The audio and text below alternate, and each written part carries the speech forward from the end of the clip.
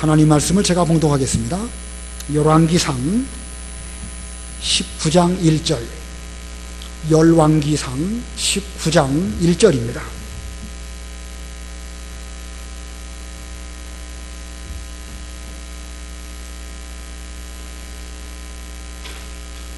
열왕기상 19장 1절 봉독합니다. 아합이 엘리야가 행한 모든 일, 특히 그가 모든 선지자들을 칼로 죽인 일을 이세벨에게 말하니 이세벨이 전령을 엘리야에게 보내어 말하기를 만약 내일 이맘때까지 내가 내 목숨을 그들 중 한 사람의 목숨과 같게 하지 않으면 신들이 내게 벌을 내리고 더 내릴 것이다 라고 하였다. 엘리야가 살펴보고 일어나 자기 목숨을 위해 도망하며 유다에 속한 부엘세바에 이르러 자기 사환을 그곳에 남겨두었다. 엘리야는 하루 길을 걸어 광야로 들어가서 한 로뎀나무 아래 앉아 죽기를 청하며 말하기를 여호와시여, 이제는 충분합니다. 제 목숨을 거두소서. 제가 제 조상들보다 조금도 나을 것이 없습니다 하고 그 로뎀나무 아래 누워 잠이 들었다. 한 천사가 그를 어루만지며 말하기를 일어나 먹어라 하므로 그가 보니 자기 머리맡에 숯불에 구운 빵과 물 한 병이 있기에 그가 먹고 마신 뒤에 다시 누웠다. 여호와의 천사가 다시 돌아와 그를 어루만지며 말하기를 일어나 먹어라. 내가 갈 길이 아직도 많이 남았다 하므로 그가 일어나 먹고 마신 뒤에 이 음식의 힘으로 하나님의 산 호렙까지 밤낮 40일을 걸어갔다. 거기까지 봉독하겠습니다. 지난주 예배 시간에 제가 광고를 했어야 되는데 광고를 잊어버렸습니다.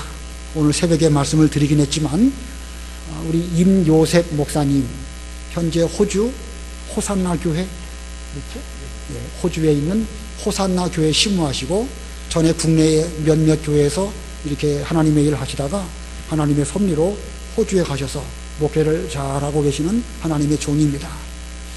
여러분 아시는지 모르겠지만 임승선 목사님의 이제 아드님이시고 2대째 하나님의 종의 길을 걸어가고 계십니다. 오늘 우리 교회에 오셔서 이렇게 귀한 말씀 전해주신 거 감사하고 우리 교회를 위해서 꼭 필요한 말씀을 하나님께서 우리에게 이 시간 전해주실 줄을 믿고 우리 모두가 다 말씀 앞에 겸손함으로 잘 듣고 은혜 받고 우리 신앙생활하는 일에 큰 힘을 삼는 이 시간이 되어야 되겠습니다. 목사님 나오셔서 말씀 전해주시겠습니다.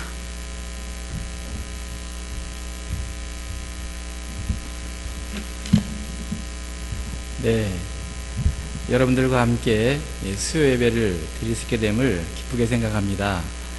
네, 하나님께서 총회를 통하여 호주 시드니 호산나 교회에 파송된 지가 지금 올해로 11년째 됩니다.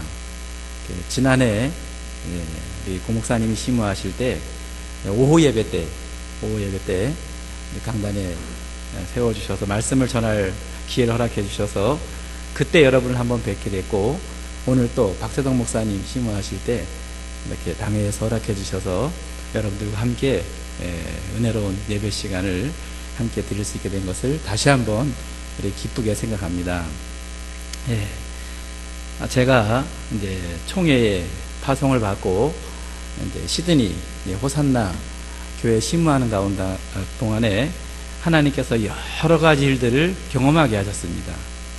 그 중에는 너무나도 크고 기쁜 일도 경험하게 하여 주셨고 때로는 감당할 수 없을 만큼의 크고 어렵고 힘든 일도 경험하게 하셨습니다.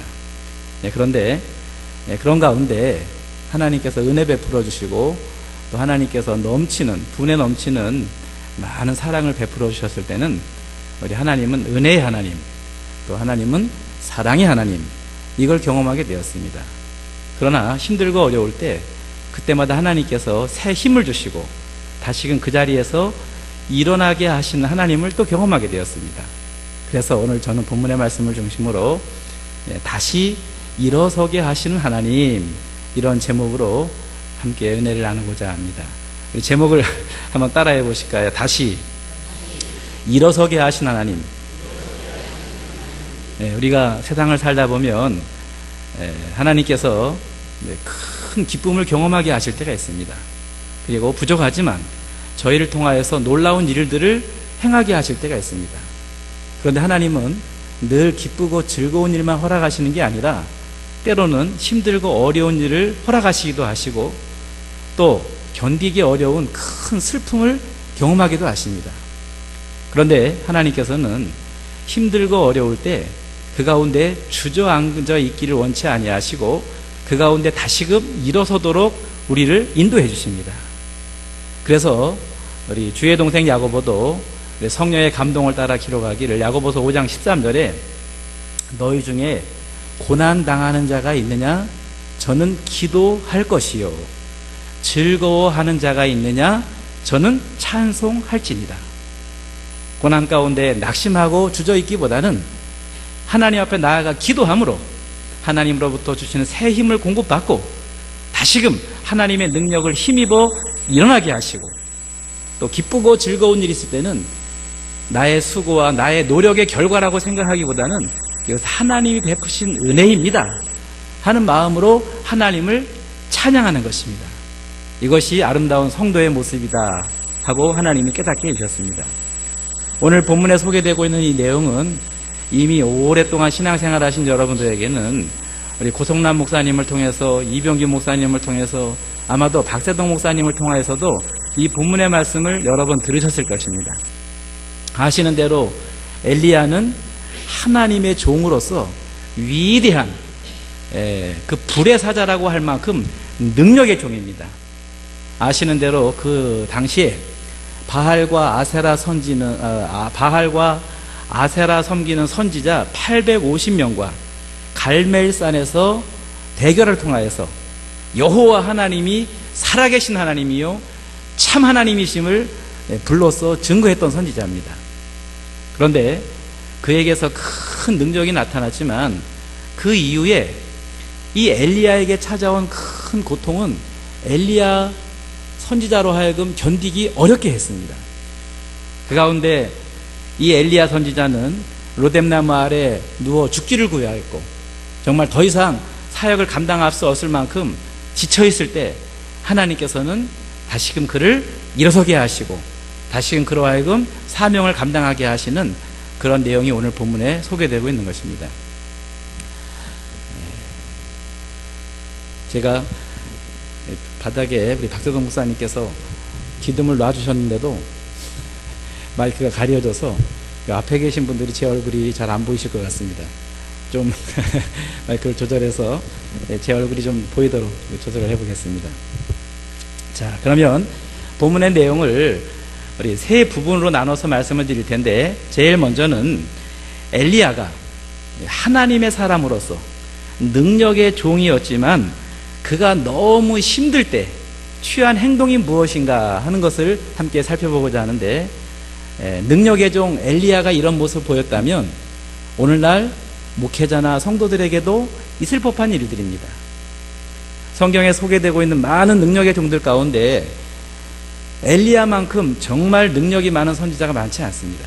그런데 그 능력의 종 엘리야가 힘들고 어려울 때 어떠한 행동을 취했는가 하면 오늘 본문 가운데 1절부터 3절의 내용을 보니까 이세벨을 피하여 도망가게 됩니다. 자, 우리 누가 1절부터 3절까지 좀 읽어주시면 감사하겠습니다.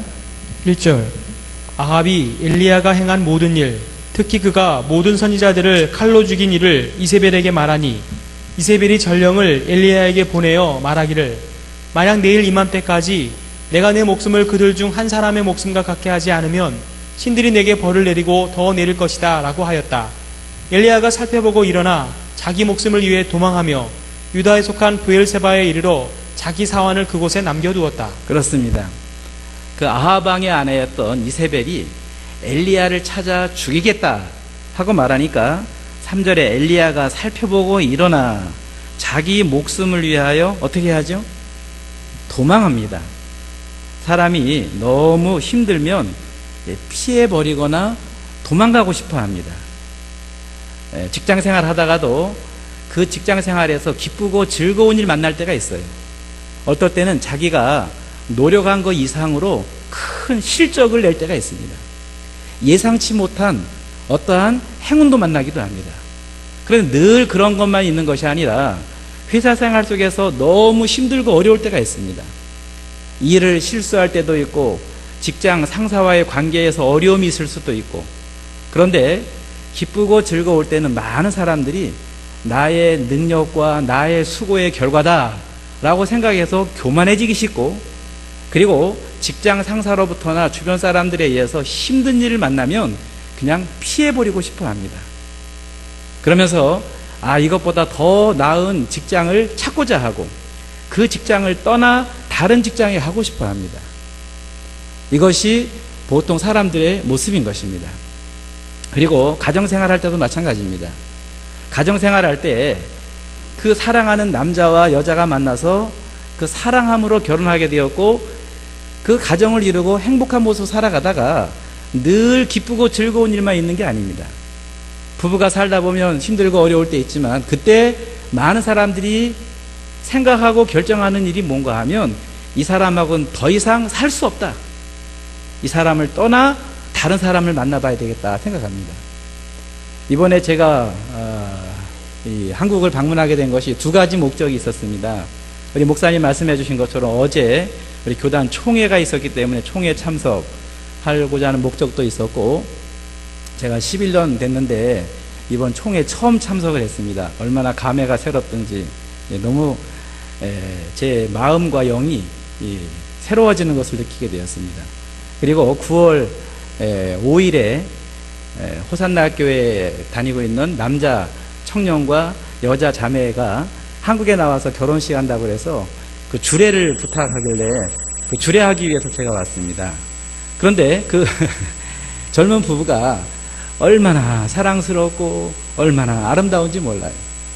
제가 그들에게 항상 있어야 될 것 3가지, 이런 제목으로 주례를 했는데, 믿음, 소망, 사랑, 이 3가지는 항상 있을 것인데 그 중에 제일은 사랑이다. 물질도 필요하고 건강도 필요하고 직장도 필요하지만 때로는 물질은 있다가도 없고 반대로 없다가도 있고, 건강하다가도 때로는 건강을 잃어버릴 수도 있고, 직장도 좋은 직장을 가지고도 있다가도 직장을 잃어버릴 수도 있는 것이다.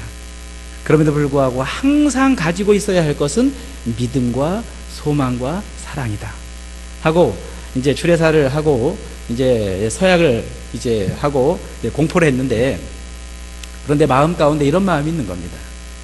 이 두 사람 주님 오시는 그날까지, 하나님이 부르시는 그날까지 힘들고 어려운 일이 있지만 서로 헤어지지 않고 믿음의 길을 같이 가면 좋겠다, 그런 마음이 간절합니다. 왜냐하면 요즘 이혼율이 너무 높아서 10쌍이 결혼하면 거의 4쌍 정도가 이혼한다는 겁니다. 기쁘고 즐거울 때는 너 없이는 못 살아, 그러다가 힘들고 어려우면 뭐라 그래요? 명륜교회는 그런 분이 없어서 잘 모르시나요? 너무 기쁘고 즐거울 때는 너 없이는 못 살아, 그러다가 힘들고 어려울 때는 너 때문에 못 살아, 그런답니다. 다 아시는 내용이지만 사람들이 기쁘고 즐거운 일만 있는 게 아닙니다.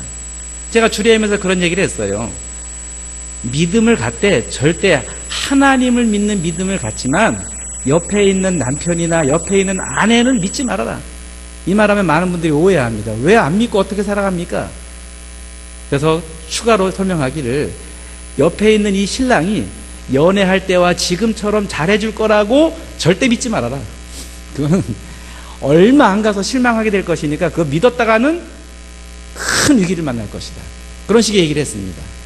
단지 옆에 있는 이 사람은 믿음의 대상이 아니라 무슨 대상으로 여러분 알고 계시죠? 사랑의 대상입니다. 사랑의 대상이지 믿음의 대상이 아니에요.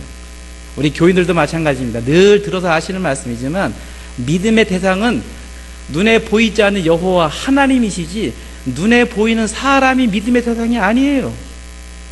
어떤 사람은 우리 목사님만큼은 그럴 리가 없어 라고 믿었는데 목사님에게서 실망스러운 모습이 보이면 신앙을 버려요. 왜 그렇습니까? 그 목사님은 존경의 대상이요 사랑의 대상이지 믿음의 대상이 아닙니다. 그가 전하는 하나님이 믿음의 대상일 뿐인 것입니다. 그러므로 우리에게 힘든 일이 오면 어떻게 하고 싶은가 하면 그냥 피해버리고 싶은 겁니다. 도망가고 싶은 겁니다. 그러면 저라고 그런 일이 없었겠습니까? 네. 그리고 제가 그 조사회에서 봤는데 한국에서 삶이 너무 힘들어서 이민 가고 싶어 하는 분들이 우리 대한민국 국민 가운데 한 20%가 이민 가고 싶어 한답니다. 우리나라는 이것도 힘들고 저것도 힘들고 교육도 힘들고 복지정책도 어렵고 이민 가서 살고 싶다. 그렇게 생각하는 분이 20%래요. 그런데 제가 이민자로서 11년을 살고 있는데 이민자의 삶을 살아가면서는 또 좋은 일만 있을까요? 얼마나 어려움이 있겠습니까? 이민자의 삶을 살아가면서 귀국, 다시금 한국으로 돌아가고 싶다 생각하는 사람이 30%가 넘습니다. 그러면 한국에 살아도 어려움이 있고 외국에 나가 살아도 어려움이 있게 마련입니다. 저라고 목회하면서 늘 기쁘고 즐겁고 하나님이 큰 은혜를 베풀어 주셔서 잘될 때만 있었겠습니까? 때로는 교인들이 새로 와서 기쁨으로 환영도 하고 축하도 하고 열심히 신앙생활 하다가도요, 어느 때는 그 교인이 한국으로 돌아갈 때도 있고 또 마음에 시험 들었다고 떠날 때도 있고, 어떤 때는 목사님 은혜 받았습니다.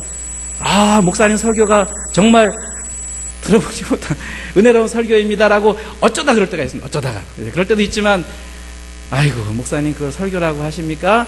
라고 말할 때 있는데 교인들은 절대 그 얘기 안 합니다. 그냥 눈치로만 줍니다. 눈치로만. 근데 한 사람 말하는 사람이 있어요. 한 사람. 예, 그 누구라고 얘기하지 않겠습니다. 용감하게 한 사람은 제 얘기하더라고요. 그걸 설교라고 했으니까. 그러면 이제 마음에 낙심이 되는 거예요. 그래, 나는 설교할 자격이 없는 사람이야. 또 목사님 은혜스럽습니다. 목사님 말씀이 정말 꿀과 같습니다. 그러면 또 마음이 교만해져가지고 내가 또 할 줄 아나 보다 이렇게 생각하고, 그러니까 그때마다 우리는 하나님 앞에 은혜를 베푸셨으면 하나님이 하신 일이고, 혹 부족했으면 내가 기도를 부족하게 한 것이고, 하나님이 더욱더 겸손하게 하시기 위함이고 하나님 더 의지하게 하시는가 보다 생각할 수 있는 것입니다. 그리고 대부분의 사람들이 두 번째로는 죽고 싶어 하는 겁니다. 오늘 본문 4절을 또 읽어주실까요? 우리 엘리야가 너무 힘들어서 어떻게 했는가? 4절. 엘리야는 하룻길을 걸어 광야로 들어가서 한 노랫나무 아래에 앉아 죽기를 청하며 말하기를, 여호와시여 이제는 충분합니다. 제 목숨을 거두소서. 제가 제 조상들보다 조금도 나을 것이 없습니다 하고. 그렇습니다. 하룻길을 걸어가 광야로 들어가서 한 노뎀나무 아래 죽기를 청하여 말하기를, 여호와여 이제는 충분합니다. 제 목숨을 어떻게 하소서? 거두소서라고 말하면서 그가 죽고 싶어 합니다. 여러분, 사람이 또 너무 힘들다가 견디기 힘들면 그냥 죽어버릴까? 이런 생각을 하게 됩니다. 그만둬 버릴까? 생각합니다. 여러분 아시는 대로 우리 대한민국이 OECD 국가 중에 자살률 제1이라고 하는 사실을 여러분 이미 다 알고 계시죠? 기업가, 어떨 때는 돈이 너무 없으면 돈 많은 사람이 부러울 때가 있습니다. 저 기업가는 그 아버지가 기업가였기 때문에 그 기업을 다 물려받았어요. 얼마나 부유합니까? 돈이 없을 때는 너무 힘들면 그런 사람이 부러울 때가 있어요. 그런데 기업가도, 그 많은 돈을 갖고 있던 기업가도 자살해서 죽습니다. 인기 연예인, 우리 어릴 때 많이 듣던 노래가 텔레비전에 내가 나왔으면 정말 좋겠네, 정말 좋겠네. 이 노래 여러분 불러보셨어요? 예. 아마도 이 노래 불러보지 않고 유년 시절을 지내본 사람은 거의 없을 겁니다. 어떤 분이 그러더라고요. 이번에 한국 나왔는데 그분을 만났는데 그분이 아침마당에 출연하신 분이에요. 제가 그분을 딱 나올 때 보고 우리 교단에 아무 계시다, 내가 얘기 딱 들었습니다. 그리고 말씀을 드리면서 서로 이야기를 나눴는데, 한 번만 TV 나와도요 집에다 걸어놔요. 이렇게 사진 찍어가지고 그리고 프랜카드 붙여놓습니다. 여러분, 한 번만 TV 나와도 우리에게서는 큰 기쁨인데, TV에 출연한 연예인들 여러분 인기 정말 많습니다. 그러나 인기 많은 연예인들도 힘들고 어려우니까 자살하더라고요. 이미 아시는 대로 전직 대통령 가운데서도 너무 힘들어서 자살하신 분이 계세요. 이처럼 사람들은 힘들고 어려울 때 목숨을 끊어버리거나 그 일을 하고 싶어 하지 않거나 더 이상 일어날 수 없는 현실 속에서 낭망할 때가 있습니다. 세 번째, 오늘 본문 가운데 5절에 보면 이 로뎀나무 아래 누워서 잠을 잡니다. 5절 읽어주실까요? 5절. 그 로뎀나무 아래 누워 잠이 들었다. 한 천사가 그를 어루만지며 말하기를 일어나 먹어라 하므로 그가 보니 자기 머리맡에 숯불에 구운 빵과 물 한 병이 있기에 그가 먹고 마신 뒤에 다시 누웠다. 예, 누워서 잠을 자는데 다시 하나님께서 그를 위로해 주시려고 천사를 보내셔서 어루만져 주시지만 그가 먹고 일어나서 다시 눕습니다. 여러분, 힘들고 어려울 때 만사가 다 귀찮으면 그냥 누워서 잠을 자고 싶어 합니다. 더 이상 일하고 싶어 하지도 않습니다. 학교 가고 싶어 하지도 않습니다. 교회 가고 싶어 하지도 않습니다. 일어나야 할 시간임에도 불구하고 일어나지 않습니다. 해야 할 일이 있음에도 불구하고 그 일 하지 않습니다. 왜? 마음이 힘든 거예요. 그러면 그 가운데서 그냥 그 힘든 모습 속에서 일어나기보다는 누워서 잠을 자고 싶어 하는 겁니다. 선지자 요나도 하나님께서 니느웨에 가서 외치라 하고 하나님 말씀하셨지만 니느웨 사람이 멸망을 기다렸던 요나 선지자는 가고 싶지 않은 겁니다. 다시스로 가는 배를 타고 배 미층에 내려가서 그냥 깊이 잠이 들어버려요. 풍랑을 만났음에도 불구하고 일어나지 아니하고 잠을 자는 요나, 깊이 잠들어 있는 상태입니다. 여러분, 그러므로 너무 힘들고 어렵거나 그리고 하나님의 명령을 어기고 잘못된 길로 가고자 할 때 잊어버리려고 잠을 잘 때가 많습니다.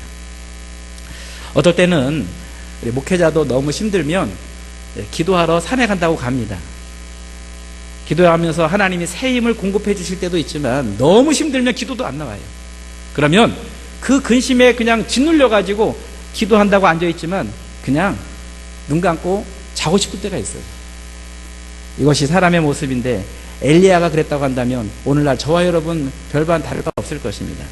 그러면 두 번째 생각할 것은 이 능력의 종 엘리야가 낙심하게 된 동기가 무엇인가를 살펴보면서 오늘날 저와 여러분들이 낙심하게 되는 동기가 무엇인가를 함께 살펴보려고 하는데, 제일 먼저 이 엘리야가 낙심하게 된 동기는 1절과 2절의 내용을 잘 살펴보면 이세벨, 아합 왕의 아내였던 이세벨이 보낸 그 사신의 말을 듣고 그가 낙심하기 시작합니다.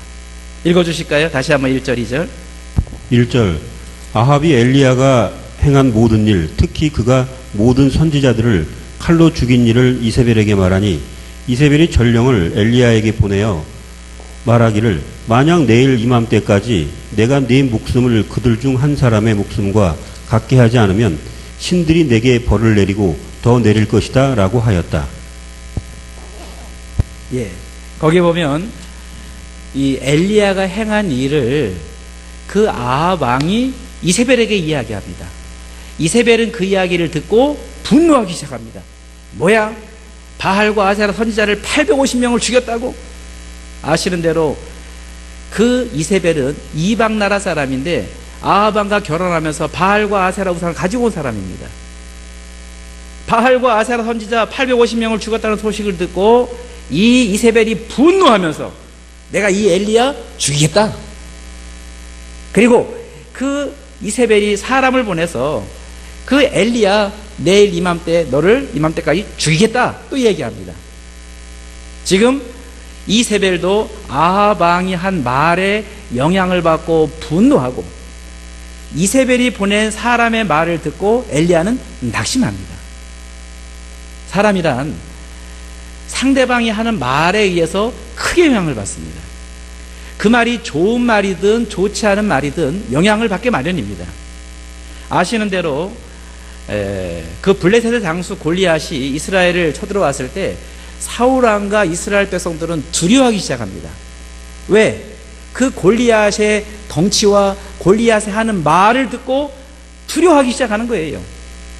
그때 심부름을 갔던 다윗은, 소년 다윗은 그 골리앗을 바라보면서 골리앗이 하는 말에 영향을 받기보다는 살아계신 하나님의 능력을 의지하면서 만군의 여호와의 이름으로 내게 가노라 하면서 나아가서 하나님 의지하고 물매를 던져서 골리앗을 넘어뜨립니다.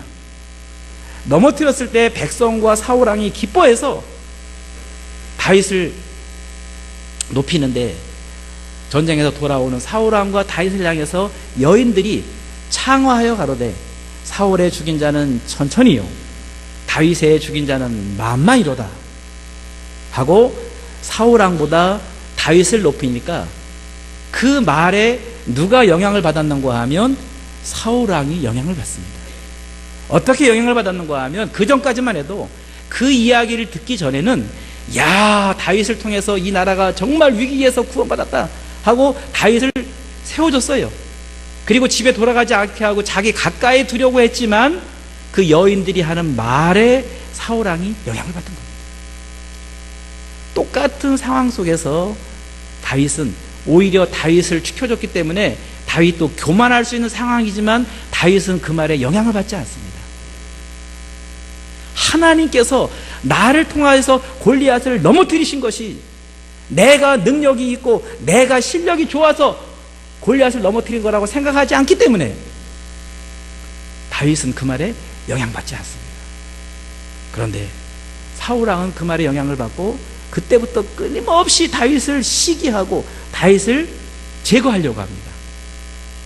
여러분들도 가정생활 속에서나 교회 생활 속에서 말에 영향을 받고 살아갑니다. 고 목사님의 설교를 통하여서나 또 박세덕 목사님의 설교를 통하여서 여러분이 영향을 받는 겁니다. 살아계신 하나님을 발견하게 되어 있습니다. 사랑의 하나님을 경험하게 되어 있습니다. 마음이 힘들고 어렵다가도 우리 목사님을 통해서 주시는 은혜의 말씀이 여러분에게 선포되면 다시금 일어남을 경험하게 됩니다. 그런데 때로는 목사님이 하는 말이 우리를 용기를 내고 힘을 내기도 할 때지만 때로는 상처를 받고 때로는 마음에 낙심이 될 때도 있어요. 저도 목회자로서 늘 기도하면서 성도들로 하여금 은혜롭게 신앙생활 잘하길 원하지만 그리고 나서 말씀을 선포하고 또 만나서 상담을 하더라도 그 사람에게 용기를 주고 힘을 주고 그 사람에게 문자를 보내서 다시금 신앙의 전진을 하게 하려고 하지만 제가 보낸 문자가 제가 한 말이 제가 한 설교가 때로는 교인들을 상처를 줄 때가 있을 수 있다는 것입니다. 뿐만 아니라 여러분들도 예배 생활 속에서나 신앙 생활 속에서 교회 생활 속에서 다른 사람이 하는 말로 용기를 얻고 힘을 얻고 다시금 주저앉았다가 일어날 수도 있지만 열심히 신앙생활 하려고 하는데 옆에서 하는 말이 나로 하여금 낙심하게 할 때 있어요. 기도하면서 소망을 가져봅니다.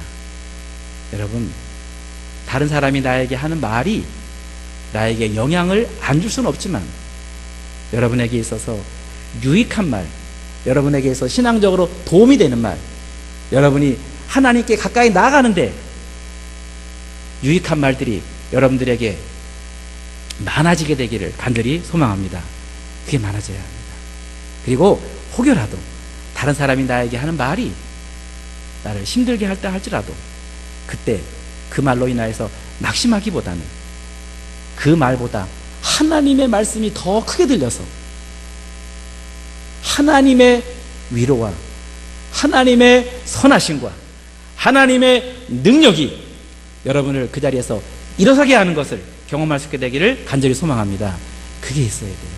어떨 때는요, 사람의 말은 엄청 크게 들려요. 사람이 한 말은 나에게 그렇게 크게 와닿는데 하나님이 나에게 주시는 말씀은 나에게 힘이 되지 않아요. 여러분, 그러기에 이 엘리야, 이스라엘 백성들, 제가 작년에 왔을 때 제가 정탐꾼의 보고를 여러분에게 말씀드리면서 같은 상황이었지만 다른 생각을 하게 되었고 10명의 정탐꾼이 백성들에게 말한 것이 백성들에게 영향을 주어서 백성들로 하여금 원망하게 만들고 낙심하게 만들고 애굽으로 돌아가자라고 하게 했던 것처럼 여러분이 하는 말이 다른 사람에게 엄청난 영향을 주는 거예요. 그런데 그 백성들이 그 말에 영향을 받은 이유가 뭔가 하면 하나님의 약속의 말씀, 가나안 땅을 너에게 주겠다 하고 이미 하신 약속의 말씀은 까마득하게 잊어버리고 불신앙적인 말을 했던 10명의 말에 영향을 받고 그들이 움직이기 시작한 겁니다. 때로는 우리가 주변에서 하는 말이 하나님의 말씀과 다를 때가 있어요. 그런데 거기에 우린 영향을 받기가 쉽습니다. 그래서 여러분들이 하나님의 말씀을 읽고 하나님의 말씀을 듣는 것이 중요한 것은 사람의 말에 영향을 받기보다는 하나님의 말씀에 영향을 받기를 원하는 것이, 그런 것이 성경을 보는 목적 가운데 하나 아니겠습니까? 그런데 이 엘리야는 지금 사람의 말에 영향을 받고 죽고 싶은 거고요, 잠자고 싶은 거고, 낙심이 된 거예요. 여러분, 그러므로 바라기는 여러분이 다른 사람들에게 용기를 주고 희망을 주고 격려해 줄 수 있는 그러한 격려자가 되면 좋겠고요. 그리고 다른 사람이 혹시 하는 말에 여러분이 낙심이 되거나 좌절되지 말고, 다른 사람이 하는 말보다 하나님이 하시는 말씀, 하나님의 종들을 통해서 주시는 진리의 말씀이 여러분에게 영향을 주게 되기를 간절히 소망하는 것입니다. 두 번째, 낙심하게 된 동기가 뭔가 하면 3절의 내용을 보니까 그가 현실을 바라봅니다. 현실. 3절을 또 읽어주시기 바랍니다. 3절. 3절 엘리야가 살펴보고 일어나 자기 목숨을 위해 도망하며 유다에 속한 보엘세바에 이르러 자기 사환을 그곳에 남겨두었다. 네, 엘리야가 살펴보고 그 주변 환경을 살펴보고 일어나 자기 목숨을 위하여 도망가 버립니다. 여기 있다가는 안 되겠다, 이 상황 속에서는 도망가는 게 최상이다, 이렇게 결정을 하게 된 것이죠. 그러므로 그는 보이지 않는 하나님을 바라보기보다는 지금 현실을 바라보게 된 거예요.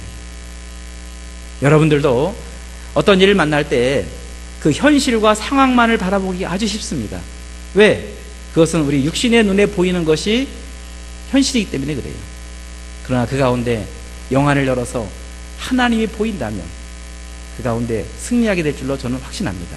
제 이름이 우리 목사님 소개해 주신 것처럼 요셉입니다. 요셉. 제가 저희 부모님께서 저를 이제 하나님께서 부모님을 통해서 첫 아들로 태어나게 해 주셨는데, 제가 태어나기 전에 저희 부모님이 하나님께 은혜 받으시고 서원한 게 두 가지가 있으십니다. 이게 뭔가 하면 하나님이 첫 아들을 주시면 하나님께 드리겠습니다. 이게 첫 번째 서원이었고요. 두 번째 서원은 하나님이 허락하신 모든 재산 하나님 앞에 드려서 하나님 일을 하겠습니다. 이게 두 번째 서원이셨대요. 그래서 제가 맏아들로 태어나니까 하나님께 너는 바쳐진 아이야, 그러면서 어릴 때부터 계속 그 말씀을 하셨어요. 그리고 저는 본인의 의지와 상관이 없이 목회자의 길을 가는 것처럼 생각을 하고 인생을 살았습니다. 그리고 이래서 이름도 요셉이라고 지어주신 거예요. 요셉처럼 살아라, 요셉처럼 살아라.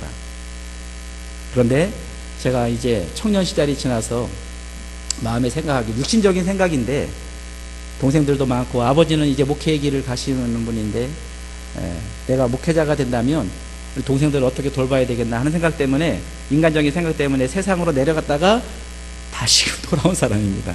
제가 그래도 과거가 있는 사람입니다. 그럼에도 불구하고 하나님이 지금 쓰시고, 제가 우리 인생이 다시 태어나지는 않지만 만약에 다시 태어난다고 한다면 제가 두 가지 마음의 생각이 있습니다. 그 중에 첫 번째로는 다시 태어나도 제 아내와 결혼할 것이고, 그리고 두 번째는 다시 태어나도 저는 목회자가 될 것입니다. 그래서 그만큼 저는 목회자의 길을 가는 것이 저에게는 큰 기쁨입니다. 뭔 얘기하다가 이렇게 나갔어요? 현실을 바라보는 것 가운데. 근데 현실을 바라보다가 왜 이쪽으로 갔습니까? 하나님을 바라보지 않고 환경을 바라보기 때문에. 그런데 제가 살아가는 동안에 목회자로서 살아가면서 때로는 눈에 보이는 현실이 너무 크게 보일 때가 있는 거예요. 눈에 보이지 않는 하나님은 까마득하게 계신 것 같고, 그럴 때 목회자이지만 낙심이 되더라고요. 그렇게 목회자가 되는 것이 기쁨이었고 저에게는 행복이었는데 불구하고 현실이 바라보이면 때로 낙심이 되는 겁니다. 그러므로 하나님을 바라보면 우리 새 힘을 얻는데, 아시는 대로 이사야 40장도 읽어주실까요? 이사야 40장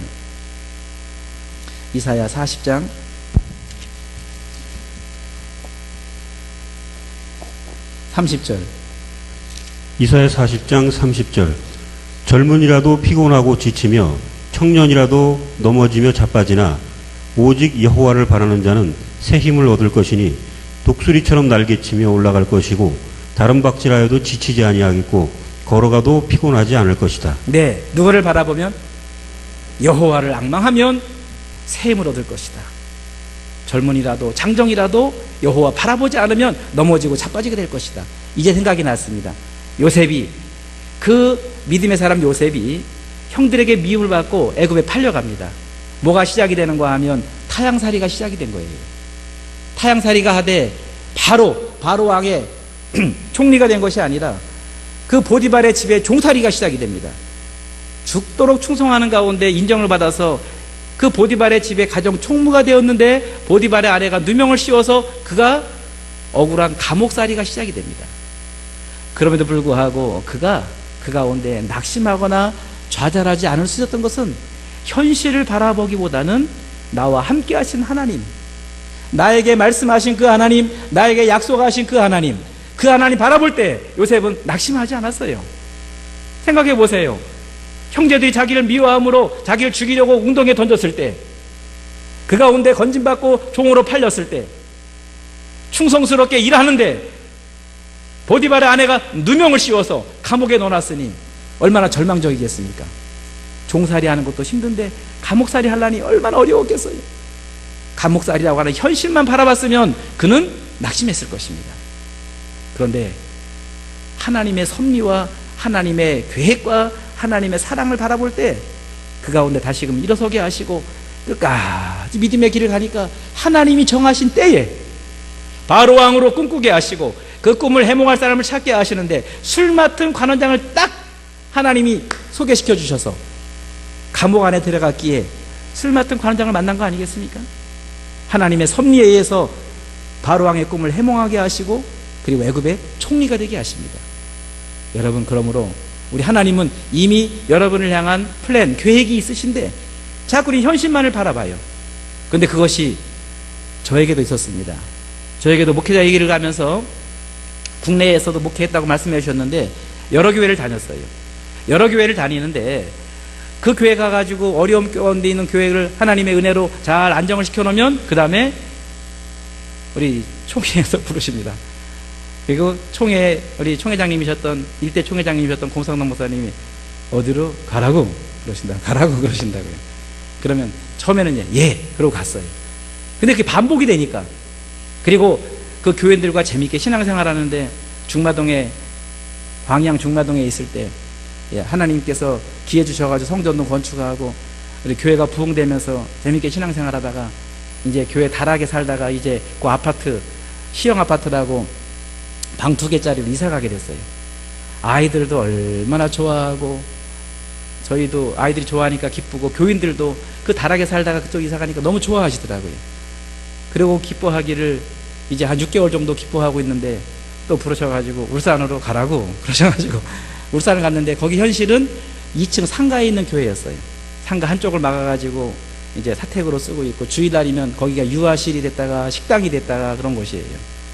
그런데 하나님께서 저를 향한, 또 그 교회를 향한 계획이 있으셨어요. 그 상가가 매매되기 어려운 상가라고 했지만 우리 하나님 기도하는 가운데 감동을 주셔서 프랜카드를 붙였는데 정말 얼마 안 있다가 팔려버렸습니다. 팔려가지고 저기 방어지라고 하는 지역에 땅을 사가지고 성전을 짓게 하고 아름답게 성전을 짓고 신앙생활 또 재미있게 하는데 하나님께서 총회를 통하여 또 명령하시기를 시드니로 가라고 또 가게 하신 거예요. 그 성전 건축하면서 교인들이 힘을 합했고 총회에서 또 지원도 있었고 그리고 저 마음의 감동 속에서 돈을 보여야 된다는 생각 때문에 받은 생활비 가운데 전부를 또 헌금하고 주변에서는 다들 걱정이십니다. 어떻게 먹고 살겠냐, 지금 아이들이 5학년 3학년인데 어떻게 아이를 공부시키겠느냐, 이런 말씀도 많이 하십니다. 그리고 어떤 분은 너무 안타까우니까 자기네가 영어 테이프, 영어 그 강의 테이프 있으니까 이거 갖다 들어라, 이제 아이들 공부시켜야 될 거 아니냐. 그런데 하나님께서는 우리 아이들을 호주로 이민 가게 하셔서 거기 원어민 성태인들한테 영어를 배우게 하시더라고요. 하나님의 플랜이 있었어요. 그런데 그때 현실만 바라보면 내가 이 길을 가야 되나? 그때 현실만 바라보면 더 이상 일하고 싶지 않아요. 주저앉고 싶어요. 여러분의 현실에도 분명히 그런 일이 있었을 것입니다. 내가 그토록 하나님의 교회를 위해서 충성했는데 이 현실이 나에게 뭔가 때로는 이해되지 않을 때가 있습니다. 여러분, 하나님을 바라볼 때 하나님이 날 향한 계획이 있으시고 합력하여 선을 이루시는 하나님을 믿는다면 그 가운데 다시금 일어설 줄로 저는 확신합니다. 그리고 세 번째로는 그는 4절에 보니까 자신을 그 조상들과 비교합니다. 우리 4절을 또 읽어주실까요? 4절.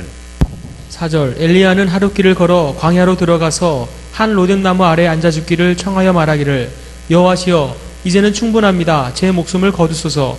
제가 제 조상들보다 조금도 나을 것이 없습니다 하고. 예, 죽기를 구하면서 그가 마지막에 한 말이 뭔가 하면 제가 제 조상들보다 조금도 나은 것이 없습니다, 이 말을 합니다. 죽기를 구하면서 한 말이 자기가 조상들보다 조금도 나은 것이 없습니다, 이 말은 그 열조보다 조상보다 자기가 더 큰 일을 하고 싶어서 불의 사자로서 바알과 아셀 선지자 850명을 쳐서 부수는 능력의 종이었는데, 가만히 생각해 보니까 지금 현재의 내 모습이 열조들과 비교할 때 조금도 나은 것이 없다, 이걸 발견하고 죽고 싶어 하는 겁니다. 사람은요, 이렇게 남과 비교하게 되면 교만해지거나 비교하게 되면 낙심이 되는 거예요. 흔히들 다 듣던 말씀이지만 가정생활 행복하게 잘했던 가정 가운데 동창회 갔다 오던 부인이 자기보다 공부 못했던 친구가 자기보다 잘 살아요. 남편 잘 만났어요. 그러고부터 가정생활이 불행이 찾아오기 시작합니다. 왜 그랬을까요? 비교되니까 그래요. 비교. 어떤 사람이 또 동창회 갔는데 다른 친구들은 다 차가 시원찮아요. 근데 이 사람이 성공했어요. 일찍 성공했어요. 좋은 차를 탁 타고 가고 막 그러면 또 우쭐해가지고 또 교만해가지고 하나님이 안 기뻐하세요. 근데 목회자도 마찬가지더라고요. 교회가 힘들고 어려워지면요, 풀이 확 죽고요. 교회가 부흥이 되고 성장이 되고 잘 되면요, 자기가 한 것처럼 그럴 수도 있고요. 여러분, 다른 사람과 비교하게 되면 교만하거나 낙심하기 쉬워요. 여러분, 그러기에 공부 잘하는 학생들도 그 사람이 낙심이 되고 좌절하는 이유, 자살하는 이유가 뭔가 하면 자기가 계속 1등을 놓치지 말아야 되는데 다른 사람과 비교하다 보니까 그만 낙심이 돼서 자살하고 맙니다. 여러분, 모두가 다 여러분 남과 비교하지 말고 하나님이 주신 현실에서 항상 자족하며 감사하며 살아가는 가운데 믿음의 길을 계속할 수 있게 되기를 간절히 바랍니다. 그럼 마지막으로 이제 세 번째 대지로서, 그러면 엘리야가 다시 일어나게 됐는데 하나님이 어떻게 엘리야를 이렇게 세우셨는가? 오늘 본문 가운데 5절부터 8절까지 좀 읽어주시기 바랍니다. 5절부터 8절까지. 5절 그 로뎀나무 아래 누워 잠이 들었다. 한 천사가 그를 어루만지며 말하기를 일어나 먹어라 하므로 그가 보니 자기 머리맡에 숯불에 구운 빵과 물 한 병이 있기에 그가 먹고 마신 뒤에 다시 누웠다. 여호와의 천사가 다시 돌아와 그를 만지며 말하기를 일어나 먹어라. 네가 갈 길이 아직도 많이 남았다 하므로 그가 일어나 먹고 마신 뒤에 이 음식의 힘으로 하나님의 산 호렙까지 밤낮 40일을 걸어갔다. 그렇습니다.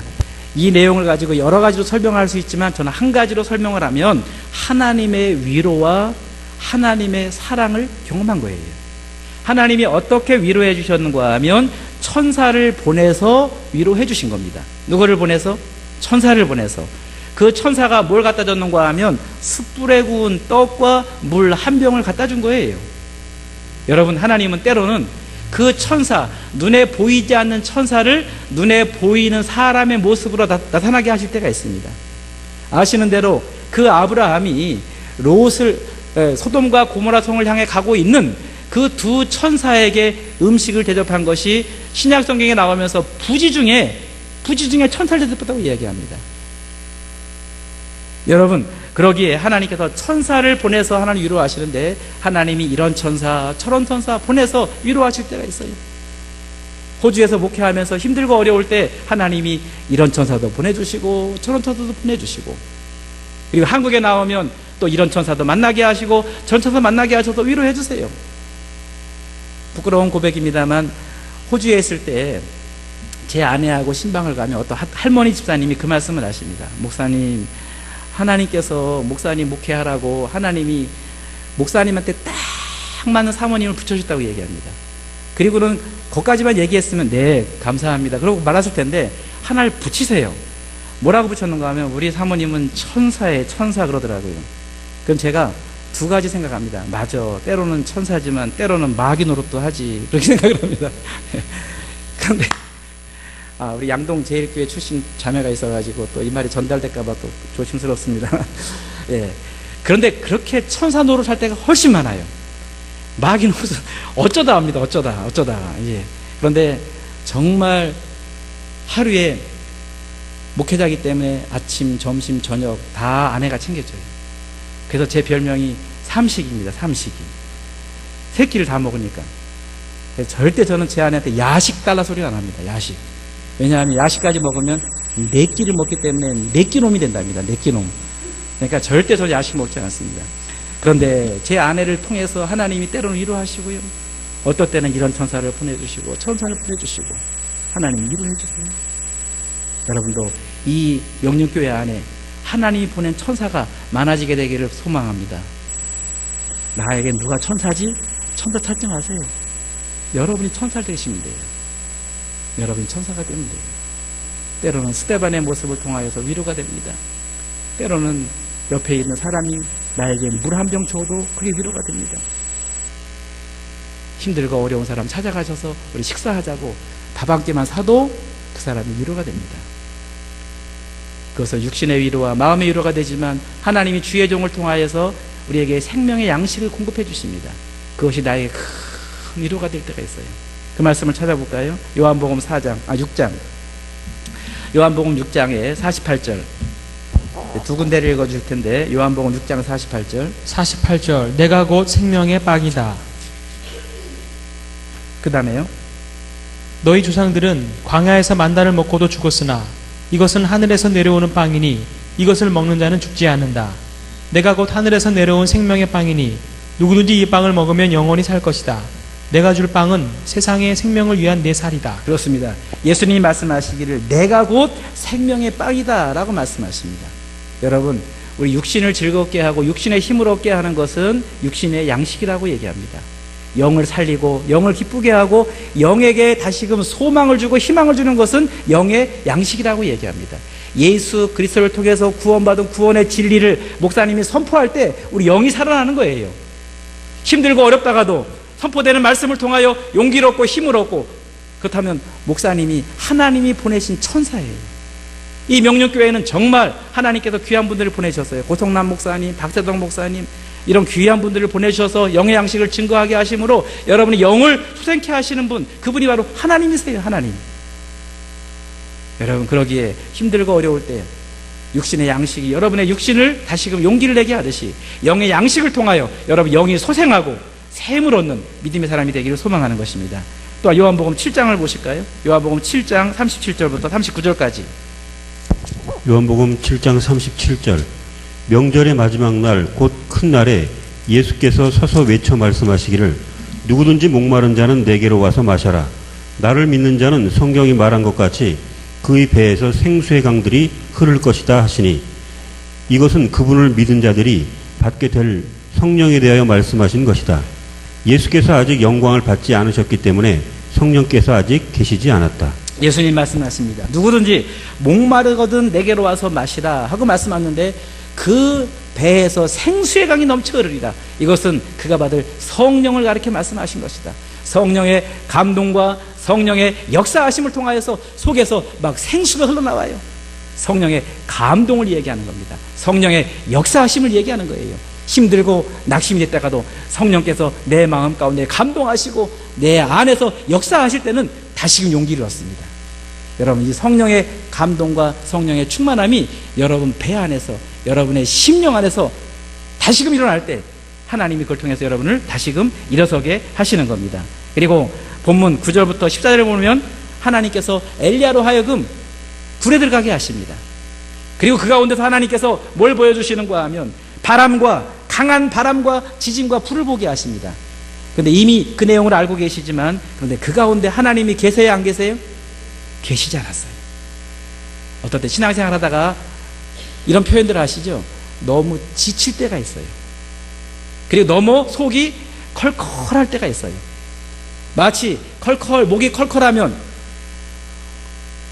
물을 마셔서 목을 축이듯이 심령이 답답하면 뭔가 심령에 희원한 걸 찾을 때가 있습니다.